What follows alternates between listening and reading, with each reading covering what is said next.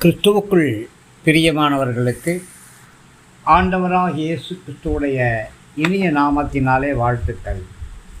எல்லாம் எப்படி இருக்கிறீங்க? இந்த நாளின் தியானத்திற்காக நாம் எடுத்துக்கொண்ட வேத பகுதி ரோமருடைய நிருபம் 10ஆம் அதிகாரம் 11ஆம் வசனம். அவரை விசுவாசிக்கிறவன் எவனோ அவன் வெட்கப்படுவதில்லை என்று வேதம் சொல்லுகிறது. பிரியமானவர்களே, நீங்கள் வெட்கப்படுவது கிடையாது. நீங்கள் ஆண்டவராக இயேசு கிறிஸ்துவை சொந்த இரட்சகராக ஏற்றுக்கொண்டு நீங்கள் அவருடைய சிலுவை பாடு மரணத்தை, அவருடைய இரத்தத்தின் புண்ணியத்தை, அவருடைய உயிர்த்தெழுதலை, அவருடைய வருகையை நீங்கள் விசுவாசிக்கும் பொழுது உங்களை எந்த ஒரு காரியமும் வெட்கப்படுத்தாது. நீங்கள் ஆண்டவராக இயேசு கிறிஸ்துவை அறிக்கை பண்ணுவதற்கு வெட்கப்படாமல் இருக்கும் பொழுது கண்டிப்பாக நீங்கள் வெட்கப்பட மாட்டீங்க. அவரே நம்முடைய ஆண்டவர் என்றும் அவரே நம்முடைய இரட்சகர் என்றும் நீங்கள் அறிக்கை செய்வதற்கு வெட்கப்படாமல் இருக்கும் பொழுது ஆண்டவராகிய கர்த்தரும் உங்களை குறித்து வெட்கப்பட மாட்டார். தேவன் இயேசு கிறிஸ்துவை மரித்தோர்ந்து எழுப்பினார் என்று உங்கள் இதயத்தில் நீங்கள் விசுவாசித்தா அந்த விசுவாசத்தின் பலனாக நீங்கள் வெட்கப்பட மாட்டீங்க.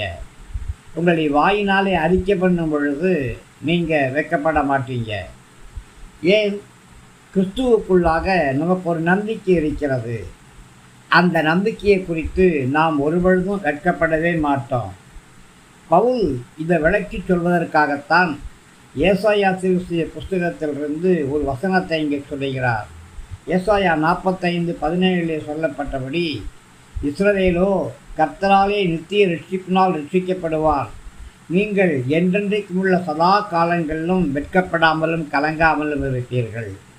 பிரியமானவர்களே, நீங்கள் சதா காலங்களிலும் வெட்கப்பட மாட்டீங்க. இயேசு கிறிஸ்துவை விசுவாசித்து அவரை உறுதியாய் பற்றி கொண்டிருக்கிற நீங்கள் எதை குறித்தும் வெட்கப்படாமல், எதை குறித்தும் கலங்காமல் இருப்பீங்க. நீங்கள் எந்த காலத்திலும் இயேசு கிறிஸ்துவை குறித்து பின்வாங்காமல் இருப்பீங்க. உங்களுடைய விசுவாசம் அவ்வளோ உறுதியாக இருக்கும். நீங்கள் பண்ணக்கூடிய அறிக்கையும் உண்மையாக இருக்கும். ஆமாம், இயேசுவை நீங்கள் உங்கள் இதயத்தில் விசுவாசித்து உங்களுடைய நாவில் அறிக்கை பண்ணும் பொழுது, விசுவாசத்தில் உறுதியாய் நிற்கும் பொழுது எந்த காரியமும் உங்களை கலக்கமடைய செய்யாது. எந்த காரியமும் உங்களை வெட்கப்பட செய்யாது. மீண்டுமாக உறுதியாக உங்களை உற்சாகப்படுத்தும்படியாக சொல்லுகிறேன், நீங்கள் வெட்கப்பட போவதில்லை. கர்த்தருக்கு காத்திருக்கிற பிள்ளைகள் ஒருபொழுது வெட்கப்பட மாட்டாங்க.